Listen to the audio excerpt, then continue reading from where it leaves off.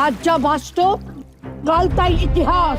এই অস্পষ্ট নিদ্রাহীন রাতে কোন অশরীরই আমার হাতে তুলে দিক 180 পাতার পৃথিবীর প্রাচীনতম ধর্মগ্রন্থ বুক অফ দ্য ডেড।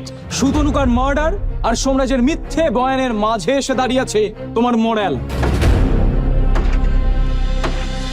ধরে নাও আজ 31 আগস্ট 1908 সাল। বাংলার মানুষ মনে প্রাণে চাইছে ব্রিটিশ শাসকের মাথা ছিঁড়ে নিতে। কাকে পাঠানো যায় বলো তো? সুশীলী মারুক কসাই কাজীকে, ওর সাথে প্রফুল্ল চাকি থাক।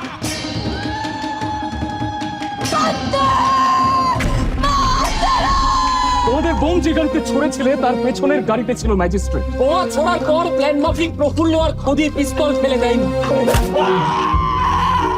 কেঁপে উঠলো ব্রিটিশ গভর্নমেন্ট। সততার সাহসকে বোকামো আর ন্যাকামো প্রমাণ করে ছাড়তে তোমাকেই মনে রেখেছি ভাই খোদিরা। শৃঙ্খলা পরায়ণ কর্মযোগী ব্রিটিশদের সাথে আমরা কোনো দিন পারবো না, এটা এবার বুঝে নেওয়া দরকার। নরেন আমাকে বাঁচিয়ে দিচ্ছে কানাই, আমি ওর সাথে রাজসাক্ষী হচ্ছি। বেঈমানদের খতম করার চেয়ে পবিত্র কর্তব্য আর হয় না। তোমার পিছুটা আমরা বন্ধ করে দিচ্ছি নরেন দা। আর ইতিহাসের পাতায় নরেন গোসাই হত্যাকাণ্ড বাংলার প্রথম রাজনৈতিক হত্যা হিসেবে হিস্টোরিক্যাল মিথ হয়ে থেকে গেল। আমার এত বাজে গল্প শোনার সময় নেই ভাই, চাপে আছি।